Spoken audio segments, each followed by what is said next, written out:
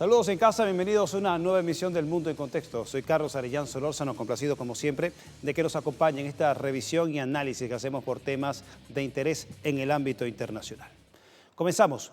La guerra en Asia Occidental continúa y las partes en conflicto no se hablan, o al menos así ha confirmado Irán al desmentir una presunta negociación con Washington.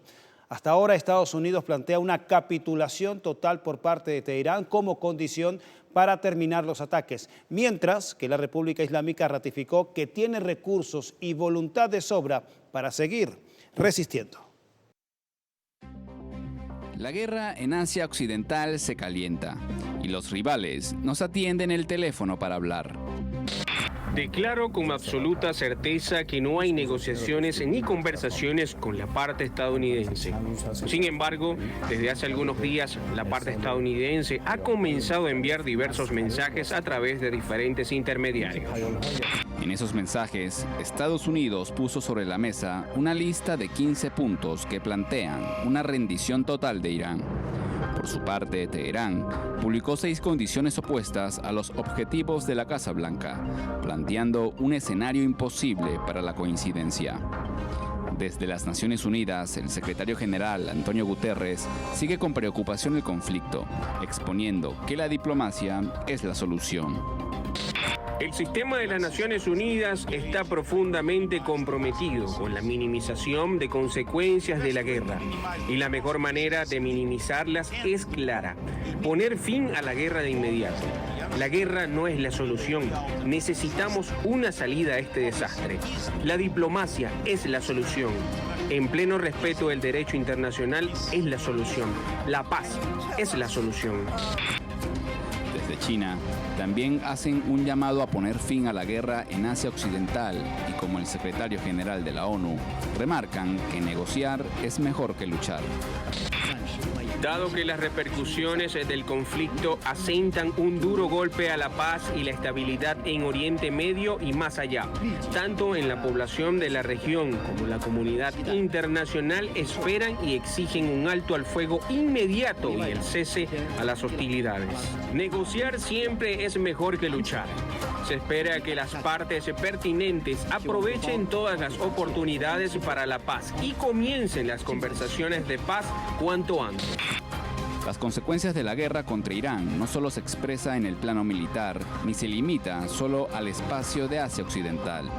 Desde un foro con industriales rusos, el presidente de ese país, Vladimir Putin, advirtió que las repercusiones del conflicto son globales. Las consecuencias del conflicto en Oriente Medio aún son difíciles de predecir con precisión. Me parece que quienes participan en el conflicto no pueden predecir nada por sí mismos, pero para nosotros es aún más desafiante. Sin embargo, debemos vivir bajo las condiciones en las que se desarrollan estos eventos. De hecho, ya hay estimaciones que sugieren que pueden comparar con las epidemias del coronavirus. Y permítanme recordarles: ralentizo drásticamente el desarrollo de todas las regiones y continentes sin excepción. No es coincidencia que se haya trazado un paralelismo con la reciente epidemia. La guerra contra Irán no solo afecta la exportación de crudo y eleva los precios internacionales de la energía. También, el conflicto en la zona interrumpe el suministro de materias primas como fertilizantes para la agricultura y el helio requerido en la producción de chips necesarios para la industria tecnológica. Y la crisis en Asia Occidental no solo enfrenta a Israel contra Irán, sino también contra varios de sus aliados en Europa. Pero no por motivos de la guerra, sino por la restricción de Tel Aviv de no permitir una actividad sagrada de los cristianos en Semana Santa. ¿De qué se trató este episodio? Lo repasamos en el siguiente informe. Por primera vez en siglos, no se pudo hacer la tradicional misa de Domingo de Ramos en la iglesia del Santo Sepulcro en Jerusalén.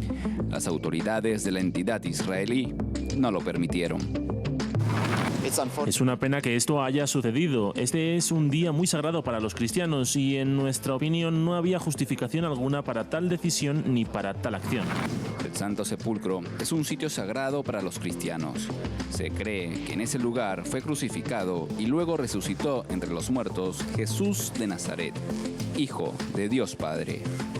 La prohibición de Israel no fue un obstáculo para no cumplir con la tradición de Semana Santa, por lo que el patriarca latino de Jerusalén, Pier Battista Pizzaballa, ofreció la misa del Domingo de Ramos en la Iglesia de Todas las Naciones, frente al legendario Monte de los Olivos. La guerra no borrará la resurrección, el dolor no apagará la esperanza. Hoy no llevamos ramos en procesión, en su lugar llevamos la cruz, una cruz que no es una carga inútil, sino la fuente de la verdadera paz. Las restricciones por parte de Tel Aviv generó el rechazo de países aliados al régimen sionista. Francia instó a respetar la libertad de culto en Jerusalén e Italia despachó la prohibición como una ofensa y un episodio inaceptable. Para el gobierno italiano lo que ocurrió ayer no se justifica, atenta contra la libertad religiosa y por eso ha pedido explicaciones. Y la versión del embajador israelí es que se hizo por motivos de seguridad. Otro gobierno de Europa que se pronunció al respecto a este caso fue el de España. El gobierno de Israel nuevamente vulnera el derecho internacional y vulnera un derecho tan fundamental, tan personalísimo como es la libertad de culto. Celebramos que parece que ha habido una rectificación por parte del gobierno de Israel. La rectificación israelí ha sido la decisión de volver a permitir la visita a los lugares sagrados del cristianismo, ratificando una supuesta motivación de seguridad, la que impidió la realización de la misa de Domingo de Ramos en el Santo Sepulcro de Jerusalén. Sobre este episodio, el Papa León XIV no se refirió directamente, dejando en sus redes sociales una mención de que sus oraciones están más que nunca con los cristianos de Asia Occidental, que sufren las consecuencias de un conflicto brutal. Y una de las grandes mentiras de los medios de comunicación hegemónicos es que el conflicto en Asia Occidental tiene tenor religioso. Pero tales afirmaciones vienen del desconocimiento de los hechos a lo largo de los años y que ha provocado un sinfín de mitos que tergiversan la realidad sobre el terreno.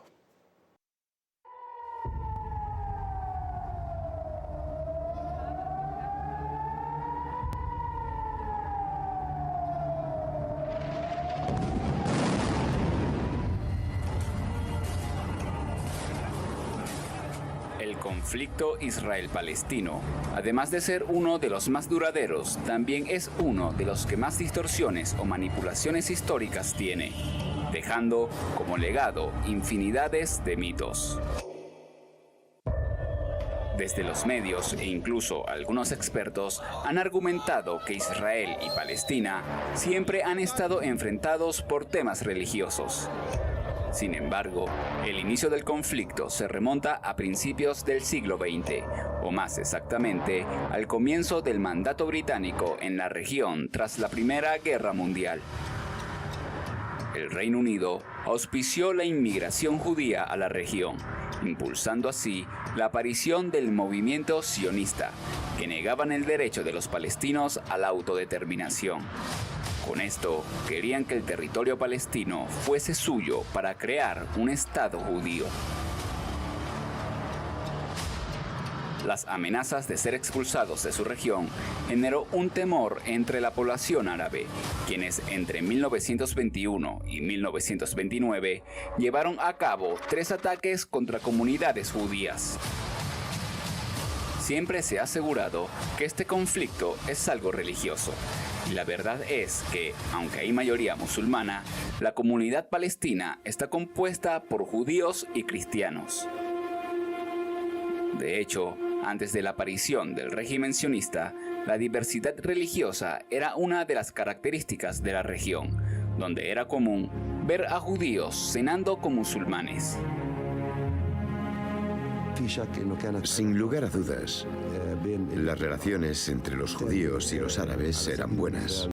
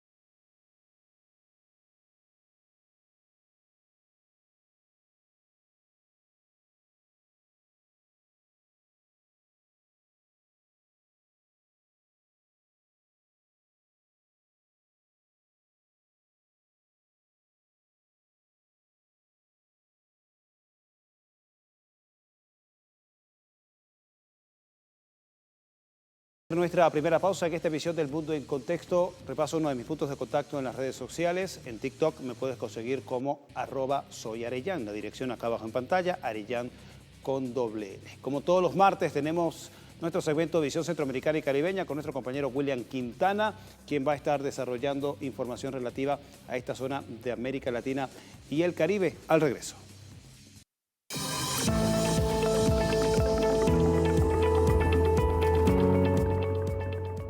Estamos de vuelta con más del Mundo en Contexto y como ya lo decíamos, ir a la pausa, momento de Visión Centroamericana y Caribeña con nuestro compañero William Quintana, quien entre los temas que nos tiene dispuesto está uno relativo a qué están haciendo las autoridades de la República Dominicana con respecto a los migrantes haitianos. Muy buenas noches. Carlos, buenas noches para ti y también para toda la audiencia que a esta hora está en sintonía del Mundo en Contexto. Justamente corresponde revisar, como todos los martes, la visión centroamericana y caribeña, colocando foco en la República Dominicana y qué está haciendo esta nación contra los ciudadanos haitianos. Y es que la Dirección General de Migración de la República Dominicana continúa con los incesantes operativos masivos en distintas provincias y puntos fronterizos para detener y posteriormente deportar a su lugar de origen a más de 2.000 haitianos. Las autoridades aseguran que se encuentran en condición irregular. Medidas migratorias o campaña de discriminación basada en la nacionalidad y por el color de piel. Los detalles en el siguiente reporte. La ampliación del despliegue militar endurece la política migratoria dominicana, con impacto directo a miles de haitianos que han migrado de su nación en medio de las condiciones desfavorables que atraviesa el país. La inseguridad alimentaria, el déficit de atención médica, además el desplazamiento interno, también el índice de criminalidad luego que las pandillas criminales tomaran el control total de Puerto Príncipe. Desde la llegada al poder del presidente Luis Abinader, se han intensificado el plan agresivo de deportación. Lo primero es la seguridad de la República Dominicana. Nosotros no necesitamos dar explicación para respetar nuestras leyes de migración, que son fundamentales para cualquier país. Del total de detenidos se registran 1.867 que fueron aprehendidos directamente por agentes de la Dirección General de Migración, mientras que 1.190 resultaron capturados por miembros del Ejército y la Policía Nacional y el Cuerpo Especializado de Seguridad Fronteriza Terrestre. Haití es uno de los países más pobres del mundo. Lleva años sumido en una profunda crisis política y social, lo que ha llevado a que muchos busquen refugio en el país vecino. Hoy nos convoca un deber ineludible, un desafío que no elegimos, pero que debemos enfrentar con valentía y con determinación. El desafío de un desplazamiento migratorio irregular de un pueblo que tiene sus calles tomadas por la violencia, abandonado a la desesperanza, donde el orden ha sucumbido frente al caos. Ante la posición del gobierno de República Dominicana, la comunidad internacional y expertos independientes de la ONU han rechazado cualquier tipo de deportación contra ciudadanos haitianos. La comunidad internacional coincide en que esta política de deportación es lo que realmente es una campaña de discriminación basada en la nacionalidad y en el color de la piel. Y desde Puerto Príncipe, la Policía Judicial haitiana realiza una investigación exhaustiva a una decena de funcionarios de la Dirección de Migración, encabezados por su director, Antoine Jean-Simon, por cargos de falsificación. Los investigadores centran la pesquisa en la emisión fraudulenta de pasaportes a ciudadanos extranjeros. Seguimos en el Caribe y fijamos nuestra mirada en la mayor de las Antillas. La isla de Cuba sigue recibiendo la solidaridad internacional para mitigar los efectos del bloqueo. El lunes 30 de marzo llegó al puerto de Matanzas el buque petrolero ruso Anatoly Kolokin, que transporta un envío humanitario de 700.000 barriles de petróleo o lo equivalente a 100.000 toneladas de crudo, que en una primera etapa servirá para apoyar al sistema energético cubano. Entre tanto, Dmitry Peskov, portavoz de la presidencia rusa, informó que un segundo buque se dirige a Cuba con 27.000 toneladas de crudo como parte de la solidaridad de Moscú con la isla. Por otra parte, desde México, la presidenta Claudia Sheinbaum también se mostró dispuesta a reactivar los envíos de petróleo a Cuba. No son necesariamente negociaciones con Estados Unidos. Lo que siempre hemos dicho es que México tiene todo el derecho de enviar combustible, ya sea por razones humanitarias o comerciales, pero que no queremos afectar a México. En algún momento hubo tarifas relacionadas, bueno, aranceles si se enviaba, después disminuyeron los aranceles y buscamos siempre la ayuda humanitaria. En ese contexto es que tomaremos la decisión y siempre se informará si se envía petróleo o no a Cuba. La solidaridad de los pueblos del mundo con la Revolución Cubana se sostiene. Acá observamos la actividad en Sevilla, donde el pueblo español realizó una colecta de 1.800 kilos de insumos sanitarios y medicamentos, distribuidos en 186 cajas y con un volumen total de 16 metros cúbicos que serán enviados a Cuba. Por otra parte, la Universidad Distrital de Bogotá, Colombia, y la Universidad Autónoma de México realizaron dos grandes actividades con estudiantes y académicos para difundir la verdad de Cuba y las consecuencias de 60 años de bloqueo. Y en Brasil, en la región de Recife, el Movimiento Sin Tierra y otras organizaciones sociales realizaron la actividad Manos Solidarias, donde también recolectaron insumos para enviar a Cuba y así ratificaron su compromiso con la Revolución Cubana. Pasamos a temas de historia y devoción, más acorde a esta fecha, pues Centroamérica conmemora la Semana Santa bajo rituales y tradiciones cargadas de secretismo religioso, además, e identidad cultural. Varias naciones del continente manifiestan su fe y devoción durante los días santos con significativas procesiones, coloridas alfombras, flores y una rica gastronomía típica de la época que presentamos a continuación en el siguiente trabajo. Las procesiones masivas y pasos son manifestaciones típicas de la Semana Santa en muchos países de Centroamérica. Con la devoción a las imágenes de Jesús y la Virgen María, los feligreses recorren las calles, realizan vigilias y concentraciones con altares decorados con frutas, verduras y pan. Ratifican su fe año tras año. Ejemplo es Guatemala, que destaca con una de las tradiciones más antiguas y conocidas en el continente. Se trata de sus coloridas alfombras de Jesús, declaradas Patrimonio de la Humanidad por la UNESCO. Y es que tras marchas sobre hermosos tapices elaborados por devotos, feligreses expresan el ingreso de Jesús a Jerusalén. Es básicamente decirle muchas gracias, es básicamente decirle perdón por las veces que he fallado, perdón, pero aquí estoy de nuevo a tus pies. Estar acá es un gran acto como de amor, de ofrecimiento y también de apegarme un poco a nuestras costumbres. Asimismo, en El Salvador, el entusiasmo, la devoción y color imprimen el ambiente previo a la Pascua de Resurrección. También en esta nación centroamericana, las coloridas alfombras destacan en las famosas procesiones del silencio durante el Jueves y Viernes Santo. Considero que son actividades para la conmemoración de lo que pues ha sido nuestro Señor Jesús y lo que representa en cada uno de nosotros como feligreses para poder recordar todo aquello sobre sus enseñanzas. Asimismo, durante el Lunes Santo, en la región de Talsigüines, en Texistepeque, al occidente salvadoreño, hombres vestidos de rojo representan diablos. Tras azotar a los fieles para limpiar sus pecados, representan la lucha entre el bien y el mal, una forma de prepararse para la pasión de Jesús.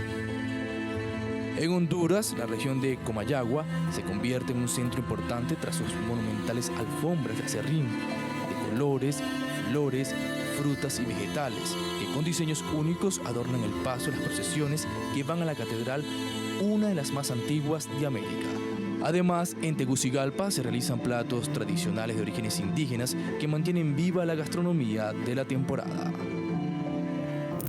Nos invita a que podamos retomar los ejemplos de nuestro Señor Jesucristo, que nos invita a la entrega permanente de unos para con otros, al amor, a la búsqueda de la justicia, porque Él mismo sufrió la injusticia, que la Iglesia invita a hacer procesiones en todos los sectores del país, en las ciudades más importantes, hasta en las aldeas más pequeñas también. Costa Rica tiene como tradición ver las fachadas de las casas con cruces adornadas con paños morados, al tiempo que en Cartago la procesión del Cristo de las Promesas es una de las manifestaciones de fe más concurridas de la nación centroamericana. Los fieles católicos durante la temporada de Semana Santa se abstienen de comer carne roja el Viernes Santo y en Centroamérica la sustituyen por platos como arroz con camarones, ceviches y postres como torrejas o pescado seco. Tras un acto de amor y fe, los pueblos de la región mantienen vivas estas tradiciones. Momento de finalizar la visión centroamericana y caribeña, y con motivo de conmemorar la Semana Santa durante estos días, hoy nos paseamos por las distintas tradiciones de la región, además destacando procesiones solemnes, las coloridas alfombras y la rica gastronomía típica de la época. Mientras tenemos estos encuentros religiosos, Carlos, nos podemos dejar a un lado los incesantes operativos de deportación que mantiene la República Dominicana contra los ciudadanos haitianos. Carlos, así finaliza la visión centroamericana y caribeña. Nos vemos el próximo martes con más información, más análisis de contexto. Recuerda que también pueden interactuar conmigo a través de mi cuenta en Instagram, @WGQuintana, y seguimos con más del programa. Adelante. Agradecido, William, por este repaso por visión centroamericana y caribeña, como todos los martes, y bastante llamativo esta tradición en Guatemala de esas alfombras gigantes coloridas que forman parte de esas tradiciones hermosas, también expresiones de la religiosidad de nuestro continente en esta Semana Mayor. Muchísimas gracias a William Quintana por su visión centroamericana y caribeña acá en El Mundo en Contexto, como todos los martes. También corresponde hacer una nueva pausa en esta emisión. No se aparte que en minutos estamos de vuelta. Otros de mis puntos de contacto en las redes sociales. En Instagram me puedes conseguir como @soycarlosarellán. No se aparte que en minutos estamos de vuelta.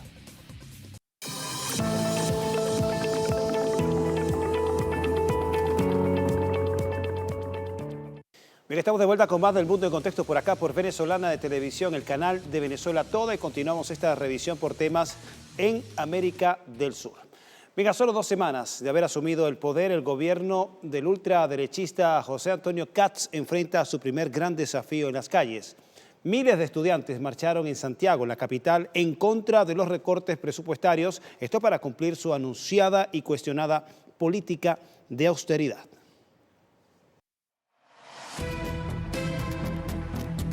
Bajo el lema "Contra el retroceso marchamos", la multitudinaria manifestación recorrió la Alameda y pasó frente al Palacio de la Moneda como parte del aniversario del Día del Joven Combatiente, pero también en rechazo al recorte del 3% al presupuesto de educación y la intención del Ejecutivo de limitar la gratuidad universitaria para mayores de 30 años.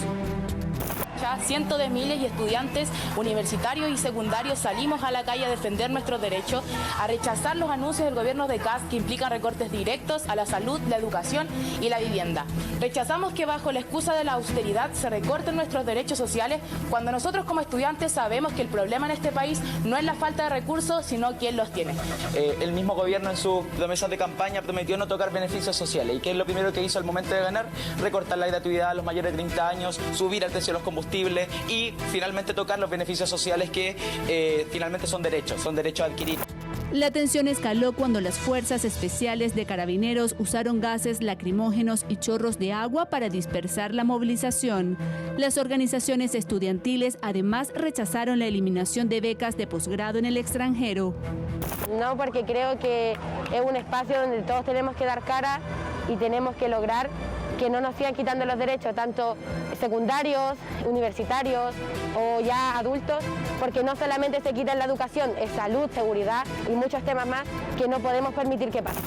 Según últimos sondeos, la desaprobación del presidente Kast ha subido drásticamente a un 47%, impulsada no solo por las medidas educativas, sino por el retiro de 43 decretos medioambientales y por el alza histórica en el precio de los combustibles hasta un 54%.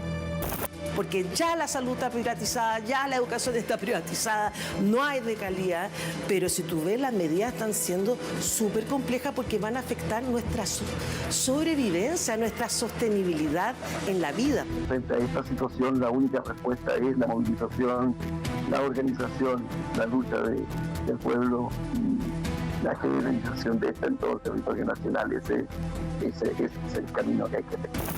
Analistas consideran que el movimiento estudiantil emerge como catalizador del descontento social frente a las medidas neoliberales de un gobierno que busca reducir el gasto público en unos $6.000 millones en 18 meses, bajo el plan de austeridad. Bien, y seguimos en Chile porque el gobierno del presidente de ese país, José Antonio Kast, busca bloquear el paso de la migración irregular con su estrategia de tolerancia cero. El Ejecutivo propone sancionar a quienes ayuden a indocumentados y anuncia leyes para criminalizar el ingreso ilegal a ese país. El gobierno chileno frenó la regularización de unas 182.000 personas que participaron en un proceso de empadronamiento de migrantes que ingresaron de manera irregular al país, esto impulsado por su antecesor Gabriel Boric, así como se prepara para presentar al Congreso proyectos de ley contra el ingreso de indocumentados y para que la migración irregular sea considerada ahora un delito. Bien, y bajo el decreto del Plan de Escudo Fronterizo, el gobierno chileno desplegó unos 3.000 efectivos militares adicionales en la ciudad norteña de Arica, donde se realizan los trabajos para instalar barreras físicas a lo largo de la frontera con Perú y Bolivia, en una operación que abarca unos 520 kilómetros, esto desde Chacayuta hasta Colchane, la cual busca, según, detener el narcotráfico y la migración ilegal. Pero estos son barreras físicas, tecnológicas, humanas. La zanja sola no sirve y hemos visto que el crimen organizado tiene los medios para cubrir la zanja y cruzar igual los vehículos con contrabando. Esto requiere una presencia permanente a futuro de las policías, hoy día con el refuerzo de las Fuerzas Armadas, pero este es un sistema integral. Y el proyecto contempla la excavación de zanjas, esto de aproximadamente 3 metros de profundidad, utilizando maquinaria pesada para la construcción de un muro y trincheras que construirá el ejército de ese país. Esta contará con vallas de seguridad, uso de drones y torres de vigilancia para impedir el cruce de migrantes. La retroexcavadora, como les digo, hoy día sí va a construir soberanía. Lo planteamos en la campaña y hoy día podemos decir que comenzamos a frenar esa inmigración irregular. En los últimos años trajo más de 180.000 personas a Chile que entraron por la ventana. Y esta es la ventana que estaba abierta. Lo estamos cerrando. Se considera que en la zona norte se va a generar un despliegue militar, se va a generar infraestructura de barreras. El presidente destacó la zanja y otro tipo de estructuras, además de tecnología y comunicación específica para mejorar la información que recibimos y bloquear la entrada irregular de los distintos pasos que existen, que están alterando el tráfico en esa zona. De la actualidad revisamos un evento de la historia contemporánea de Sudamérica, porque hace 44 años se vivió una dura guerra entre la Argentina y la Gran Bretaña por el territorio argentino de las Malvinas. Cada 2 de abril se recuerda un episodio que es una herida abierta para toda Latinoamérica. A continuación repasamos la génesis política del conflicto y sus consecuencias en la historia de este país. La Guerra de las Malvinas comenzó con la euforia de una plaza llena. En una rara ocasión histórica, el pueblo argentino, silenciado durante 6 años de dictadura, hizo una tregua patriótica para aclamar la valentía de sus verdugos. Todos lo han vitoreado. Para la época gobernaba el general Fortunato Galtieri, quien, presionado por la impopularidad de la Junta Militar y la exigencia general de retorno a la democracia, apeló a una exigencia histórica para ganar tiempo y la gloria de cumplir un reclamo nacional de casi 150 años. Que sepa el mundo, si quieren venir, que vengan, les presentaremos batalla.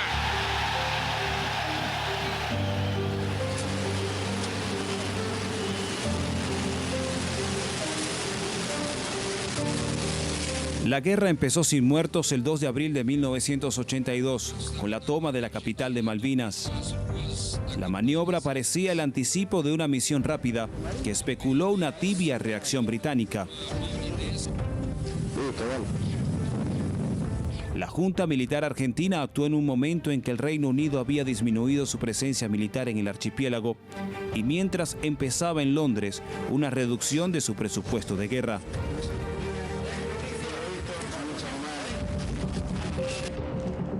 Pero la tradición colonial del Imperio Británico respondió en contra de los cálculos del gobierno argentino y movilizó una de las mayores operaciones anfibias desde la Segunda Guerra Mundial. Al mismo tiempo, Argentina destinó para la guerra sus mejores piezas, entre esas un portaaviones y el legendario crucero General Belgrano. La guerra fue un serio desafío de estrategia determinada por el escenario. En principio, los combates fueron misiones aéreas exigentes, en las que los pilotos argentinos exhibieron su ingenio, volando a baja altura para atacar los objetivos británicos. Los portaaviones fuera de la zona de combate. Pero el espíritu argentino, empujado por la convicción de llevar adelante una guerra justa, se quebró el 2 de mayo de ese año, cuando 2 torpedos del submarino nuclear Conqueror hundieron al crucero Belgrano. En este revés militar, Argentina no solo perdió su mejor barco, sino también 323 marinos, la mitad de todas las víctimas argentinas durante la guerra. Desde ahí la guerra se transformó. Los británicos consiguieron desembarcar en Malvinas en una operación sin víctimas, para luego adentrarse en una dura confrontación de resistencia con las fuerzas argentinas. Tierra firme, los regimientos británicos estaban en desventaja. Una de las operaciones más duras fue en Pradera del Ganso, en donde los británicos subestimaron la reacción argentina, demorando varios días para someter este punto.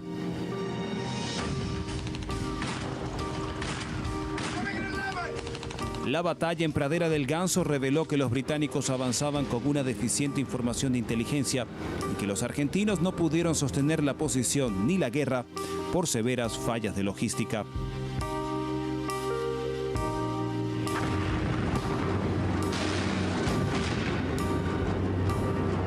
Después de Pradera del Ganso, las fuerzas británicas tomaron la capital de Malvinas, para entonces Puerto Argentino, sin mayor resistencia de una tropa exhausta y desmoralizada, que se rindió el 14 de junio de 1982. Después de 74 días de guerra y 649 muertos argentinos, el general Galtieri confirmaba la rendición desde la Casa Rosada. El combate de Puerto Argentino ha finalizado. Ya solo y en televisión, el general habló sin el eco de la euforia del comienzo, terminando con una guerra que, si bien no sirvió para recuperar las Malvinas, aceleró el fin de la dictadura militar y el regreso de la democracia. Bien, y con este recuerdo de un episodio de la historia contemporánea de la Argentina, su reclamo histórico sobre las Islas Malvinas, corresponde hacer otra pausa en esta visión del Mundo en Contexto y repaso otros de mis puntos de contacto en las redes sociales. En Telegram me puedes conseguir mi canal de Telegram como Soy Carlos Arellán. La dirección acá abajo en pantalla. No se aparte que en minutos estamos de vuelta.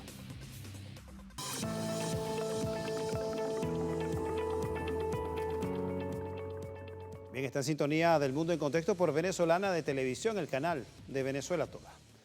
Bien, los países de África Oriental están luchando contra el clima.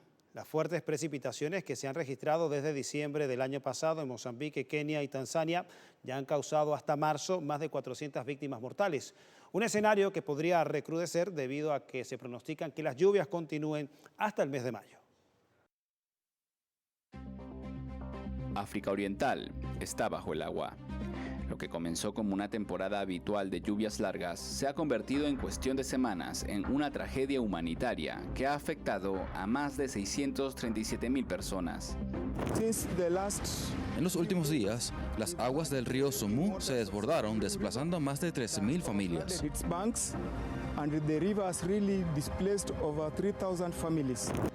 En Kenia, las inundaciones por las precipitaciones se han cobrado la vida de al menos 100 personas entre el 6 y 30 de marzo.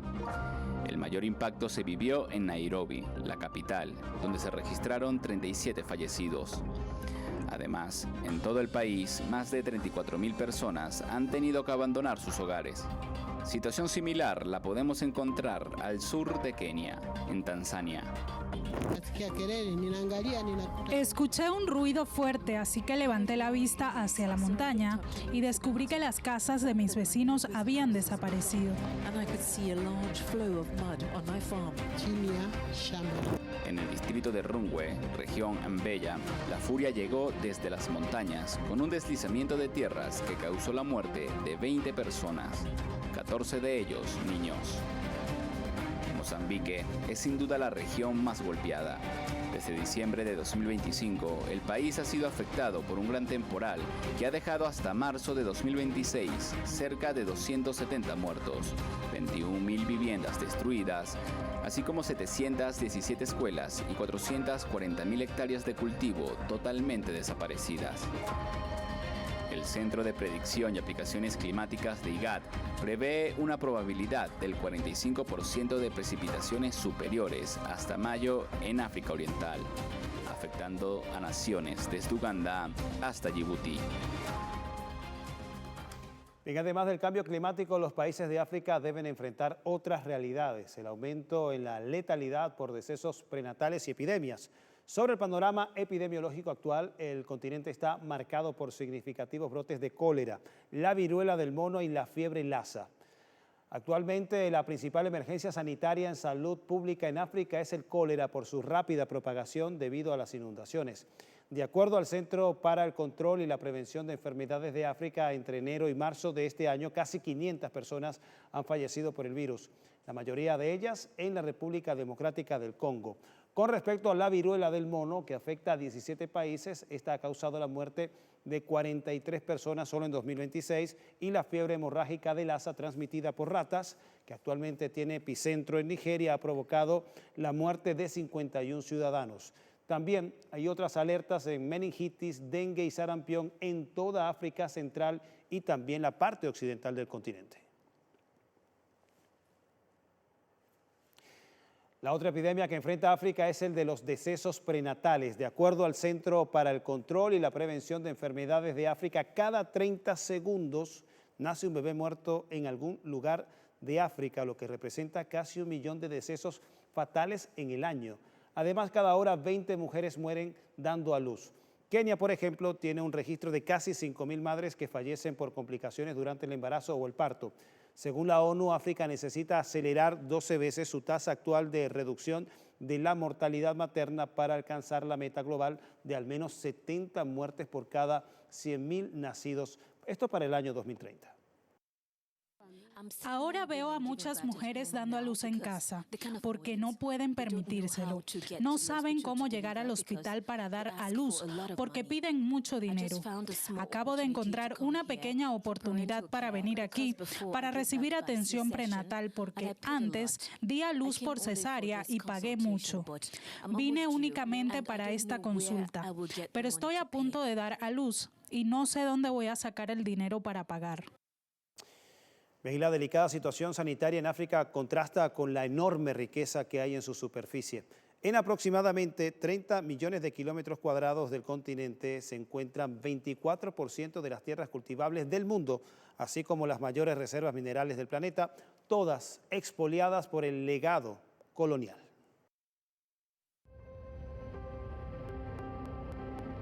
África, con el 17% de la población mundial, es un vasto territorio donde yacen más de 60 tipos de minerales y contiene 1/3 de todas las reservas del mundo.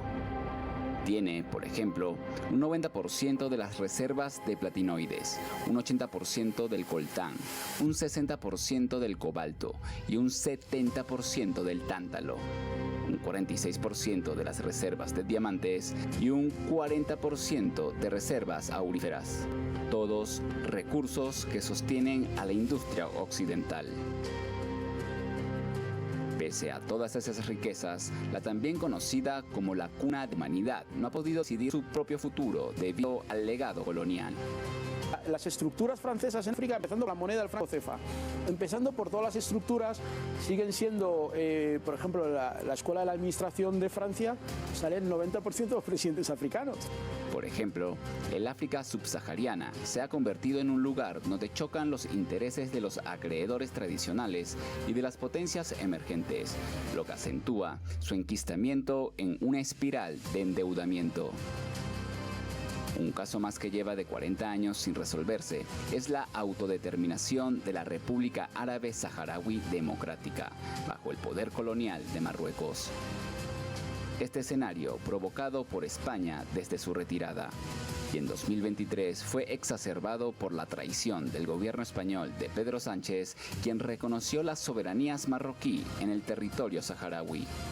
El subimperialismo español ha tratado al pueblo del Sáhara como trató al pueblo de Cuba, como trató al pueblo de Filipinas. Ha preferido venderlo a Estados Unidos y venderlo a Israel y venderlo a la dictadura marroquí que a cumplir con sus obligaciones como potencia protectora. De la misma forma que vendió Cuba a los norteamericanos y vendió Filipinas a los norteamericanos, impidiendo así que fueran independientes. Eso es...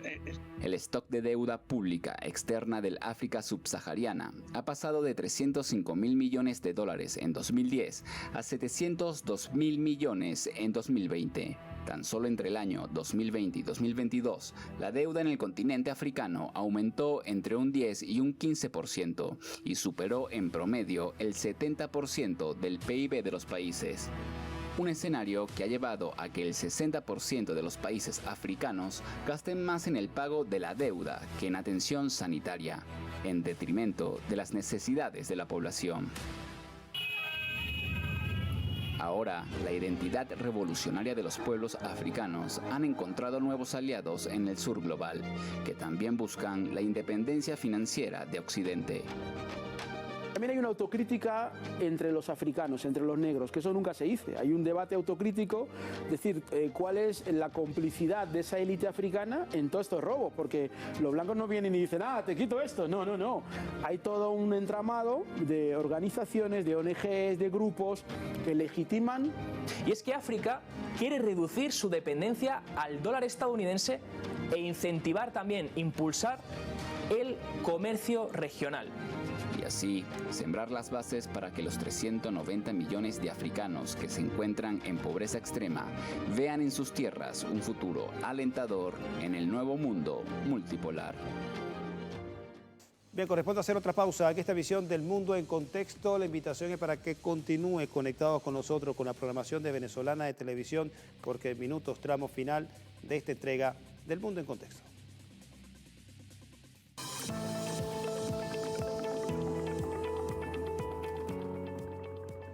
Y entramos final de esta visión del mundo en contexto y como siempre en esta parte revisamos lo que es el legado, la trayectoria, la obra de figuras sobresalientes del entretenimiento, el espectáculo y la cultura. Bueno, Víctor Morillo fue sin duda uno de los artistas venezolanos más completos a la hora de difundir todas las expresiones culturales del país. Ya sea en sus composiciones o declamando, su obra marcó época en el folclore nacional.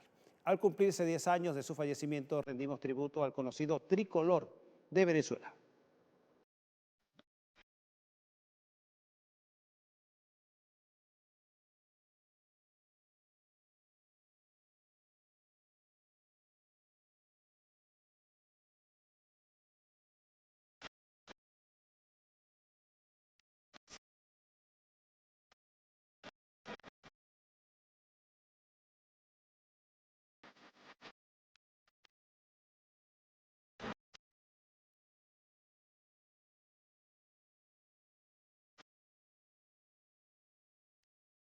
Siempre será el eterno brujo de aquella canción de la orquesta Villos Caracas Boys. El declamador Víctor Morillo fue el creador de este personaje de la picaresca venezolana que decía: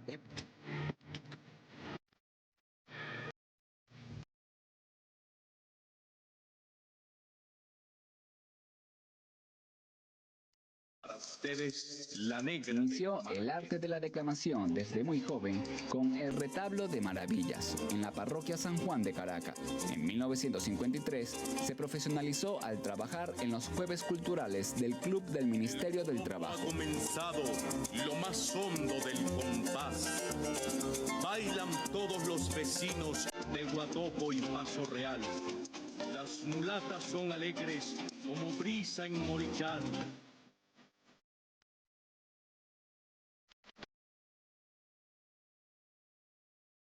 1954 fue el año donde la voz de Víctor Morillo estremeció la radio en Venezuela, declamando piezas del folclore nacional y escritos propios.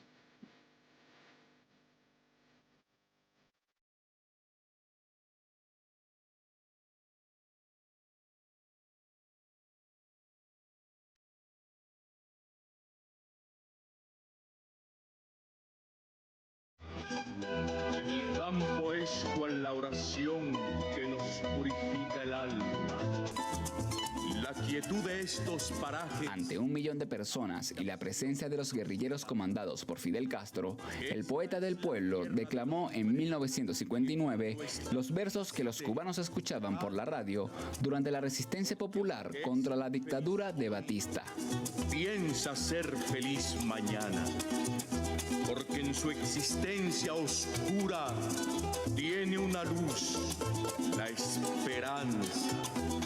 Aquí es donde se conoce el temple de nuestra raza.